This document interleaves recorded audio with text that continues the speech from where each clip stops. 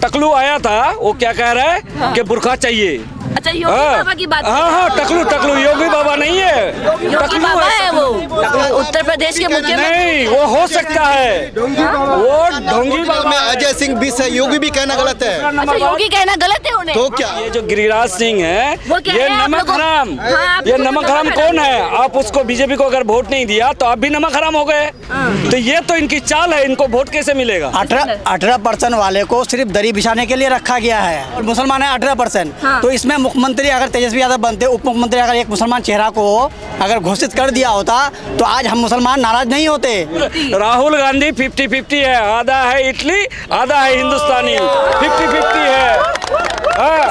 इसलिए भरोसा नहीं है आपको? इसलिए भरोसा नहीं है। और महागठबंधन की सरकार नहीं बनने वाली है, एनडीए की सरकार बनेगी। क्यों? इसका कारण इसलिए है कि 143 सीट आरजेडी लड़ रही है।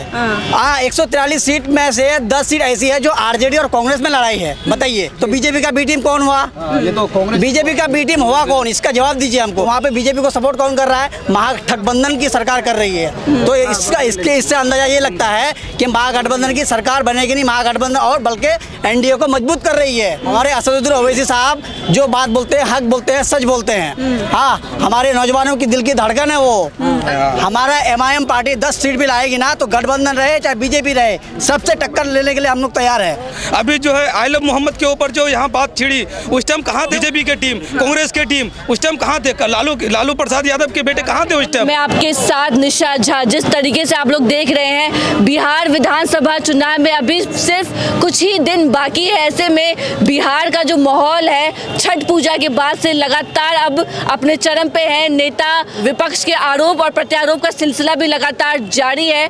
आम जनता से बातचीत करेंगे, क्या माहौल है, क्या एनडीए की सरकार दोबारा से बन रही है या फिर महागठबंधन कुछ जादू कर पाएगी? और साथ ही साथ ओवैसी साहब, एआईएम की जो पार्टी है ओवैसी साहब, क्या वो कुछ कमाल कर पाते हैं सीमांचल में? तो आम जनता है सीमांचल की किशनगंज विधानसभा सीट पर मौजूद है, बातचीत कर लेते हैं क्या कुछ माहौल है।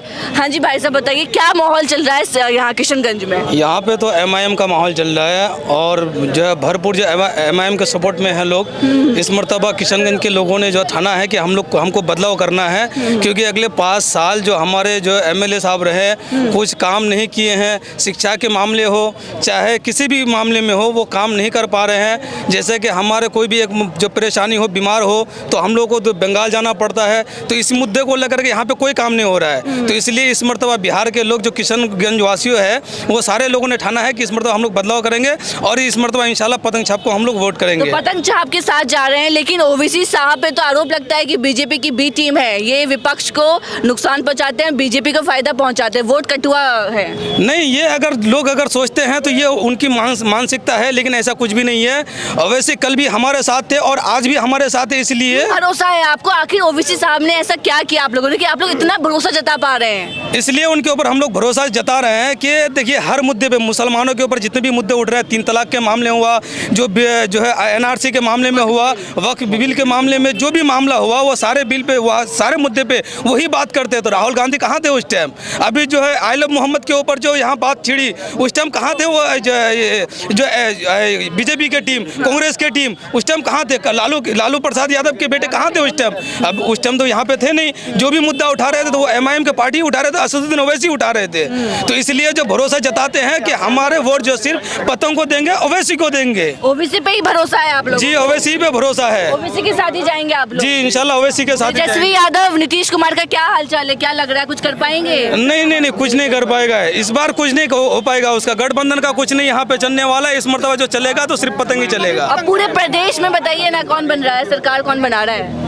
पूरे सरकार किसी की भी बने मैडम, सरकार किसी की भी बने, लेकिन हमारे किशनगंज विधानसभा से एडवोकेट शम्स आकाश जीत रहे हैं। हमारा एमआईएम पार्टी 10 सीट भी लाएगी ना, तो गठबंधन रहे चाहे बीजेपी रहे, सबसे टक्कर लेने के लिए हम लोग तैयार है। आप लोग नाराज है क्या? कई मुसलमानों से बात कर रही हूँ, सीमांचल के जो मुस्लिम बहुल इलाका है सीमांचल, यहाँ पे बात कर रही हूँ, मुसलमान नाराज नजर आ रहे हैं कि तेजस्वी यादव की पार्टी ने मुस्लिम उप मुख्यमंत्री का ऐलान, चेहरा का ऐलान क्यों नहीं किया?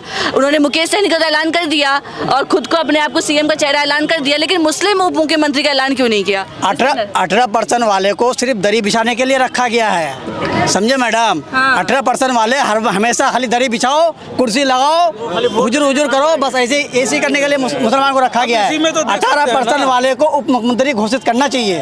तेजस्वी यादव यहाँ पर आए थे कोचाधामन में, उनको अनाउंस करना चाहिए।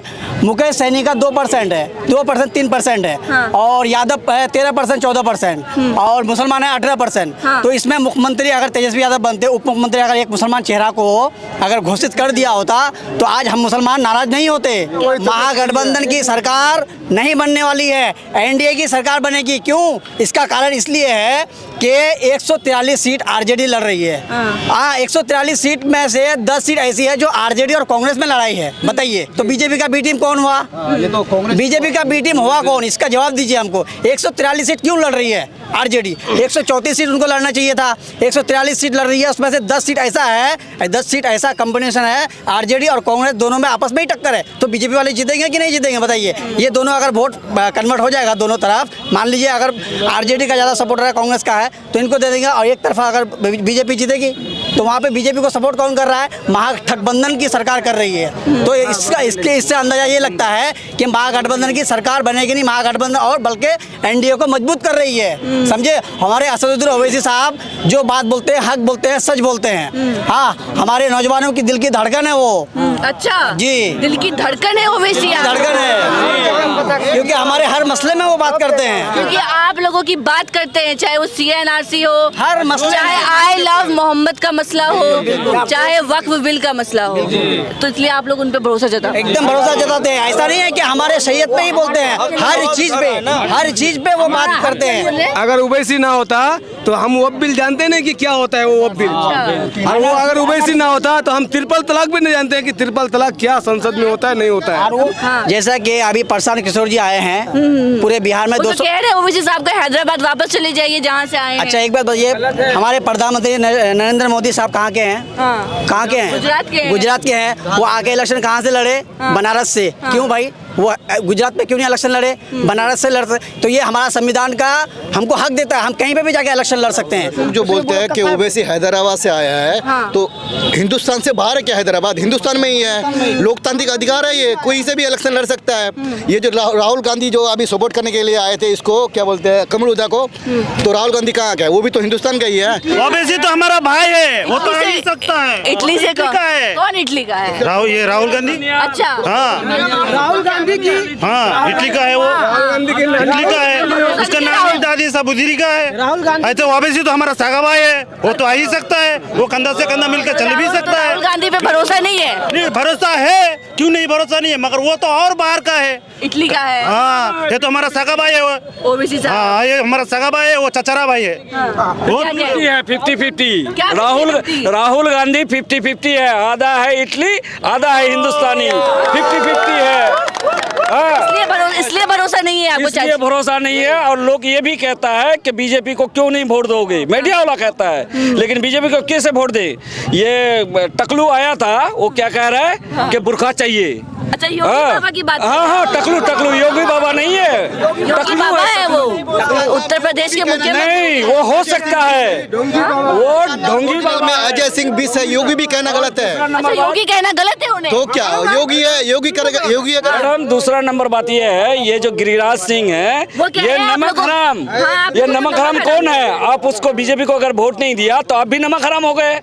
तो ये तो इनकी चाल है, इनको वोट कैसे मिलेगा? वो कह रहे हैं गिरिराज सिंह कि आप लोग परियोजनाओं का फायदा तो उठा लेते हैं, लेकिन बीजेपी को वोट नहीं करते हैं। गिरिराज बोलते हैं कि मुस्लिम प्रत्याशी क्यों नहीं उतारा? एक मिनट। गिरिराज अगर कह रहे हैं कि आप योजना का फायदा उठा रहे हैं, तो गिरिराज से पूछ रहा हूँ, कौन सा उसका बाप का खेती बेच करके लाके दे रहा है?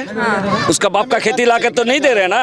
ये हम लोग से एक मिनट, हम लोग से जो एक मिनट, हम लोग से एक करके बोलिए, हम लोग से 1 रुपया करके अगर टैक्स लिया है, ये जो GST लगाया था 5 साल से 1 रुपया करके लिया है, 140 करोड़ में कितना रुपया आता है रोजाना? 140 करोड़ आता है। तो यही पैसा अगर हम लोग को अनाज देता है या कुछ देता है, तो क्या उसका बाप का घर से देता है? वो तो हमारा ही घर से देता है ना, हमारा टैक्स का पैसा से देता है ना, वो अपने घर से तो देता नहीं है। तो इतना बड़ा बकचोदी चौधरी क्यों चुदाता है? हाँ? शब्दों की मर्यादा रखिए चाचा। क्या बोलेगा उल्टा बिहार पुल्टा? में माहौल अब तगड़ा हो चुका है, मोदी जी भी आने वाले हैं बिहार में, कुछ नहीं होने वाला अमित शाह भी आने वाले हैं। ये कारून बादशाह भी आया था, स्वागत करेंगे, स्वागत करेंगे। कारून बादशाह भी आया था, वो भी चले गए। हाँ, नमरूद भी आए, वो भी चले गए। ये क्या है? ये कौन सा खेत का मूली है? ये भी जाएगा। स्वागत करेंगे, मोदी जी आ रहे हैं बिहार, स्वागत करेंगे। क्या चीज का स्वागत करेंगे? कोई रिश्तेदार तो है ही नहीं हमारे। उन्होंने क्या किया है? सुनिए ना, हमारे रिश्तेदार तो है ही नहीं। हमारे लिए प्रधानमंत्री है, प्रधानमंत्री है, हम उसका स्वागत करेंगे, हाँ। मान सम्मान करेंगे, लेकिन वोट हम, हमारा लोकतांत्रिक अधिकार है, वोट हमारा मन जहाँ करेगा हम वहीं पे देंगे। ठीक है मैम, हम हमारा देश का प्रधानमंत्री है, उसका स्वागत करेंगे, भव्य से स्वागत करेंगे। हम ये कहना चाहते हैं मैडम, जैसे कि प्रशांत किशोर जी 243 सीट लड़ रहे हैं पूरे बिहार में, उनको लड़ाने वाला कौन है? बीजेपी है। बीजेपी का बी टीम प्रशांत किशोर है, जन स्वराज पार्टी है, उसका कोई नामो निशान नहीं है पूरे बिहार में, लेकिन फिर भी लड़ा रहा है। वो एक सोशल एक्टिविटीज था, उनको इलेक्शन लड़ने की जरूरत क्या था? अच्छा, तो वो यहाँ पे जनता पार्टी कह रहे हैं बीजेपी की बी टीम है। बी टीम बीजेपी की टीम जन स्वराज पार्टी है, उसका जमानत जब्त हो जाएगा यहाँ किशनगंज विधानसभा से। अच्छा, प्रशांत किशोर का जमानत जब्त हो जाएगा, एक भी सीट का खाता नहीं खुलेगा जन स्वराज पार्टी का, एक भी सीट नहीं आएगा, एक भी सीट नहीं आ पाएगा, हम उनको गारंटी दे रहे हैं आपको। क्या कह- पूरा बिहार में एक भी सीट नहीं आएगा। किसका नहीं आएगा? प्रशांत किशोर का, किसका आएगा सीट फिर? महागठबंधन का आएगा और पूरा सीमांचल में 24 सीट बिल्कुल पतंग जीत रहा है। मतलब MIM हम जीत रहा है, मीम जीत रहा है। एकदम जीत रहा और है। 1 लाख पार किशनगंज विधानसभा 1 लाख पार, शम्स आगाज साहब जीत रहे हैं 1 लाख पार। MIM किसके साथ जा रहे हैं चाचा? MIM किसके साथ जा रहे हैं? MIM किसके साथ? MIM पतंग पता नहीं है।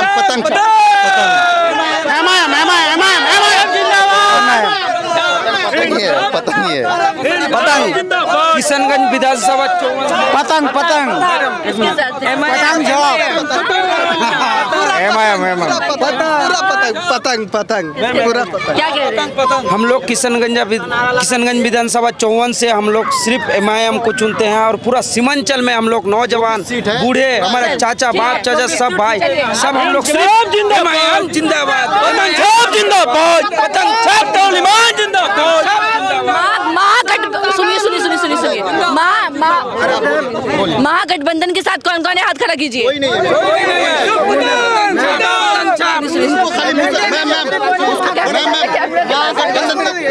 एक सेकंड कहना चाहते हैं, थोड़ा सा दूर कीजिए। हाँ बोलिए। ये महागठबंधन से हम लोगों को कुछ होने वाला नहीं है, और महागठबंधन से हम लोगों को कुछ लेना देना भी नहीं है। हम ये चाहते हैं कि 70 साल से आज जो हम लोग को चूल्ही के ऊपर तावा होता है ना, रोटी सेकने वाला तावा, वो तावा बना कर हमको चूल्ही के ऊपर बैठा दिया है। इनके ऊपर सिर्फ नफरत की रोटी सेकी जा रही है। ये नफरत की रोटी यहाँ से लेकर दिल्ली तक सेकी जा रही है, और जब जब इलेक्शन आया ये नफरत का बीज फैलाया और अपने में हिंसा करवाया और हिंदू मुसलमान करवाया, अपना वोट लिया, फिर अपने अपने सदन में अपने अपने कुर्सी में जाके बैठ गया। उसके बाद पब्लिक गया बाहर में, क्योंकि हम लोग तो तावा है, हम लोगों को चारों तरफ से जलना है, चाहे कोई भी रोटी सेके, तावा में तो ही रोटी सेकेगा ना, उसको तो जलना है ना। तो हम पब्लिक हुए तावा, हम लोगों को सब रोटी सेके, जब काम खत्म उसके बाद हम लोगों को भी फेंक दिया जाता है, कबाड़ी में बेच दिया जाता है। वैसा नहीं होगा मैम। तो इस बार हम लोग बहुत मेहनत करके अपने इरादे में बसा चुके हैं, और पहली बार भी कामयाब बनाए थे MIM को, और कुछ तो इंशाल्लाह जोड़िए मैम, आप 1 लाख से ऊपर 1 लाख से ऊपर वोट से जिताएंगे इस बार इंशाल्लाह। विधानसभा 54 से शाम सागाज को 1 लाख से ऊपर का वोट से जिताएंगे।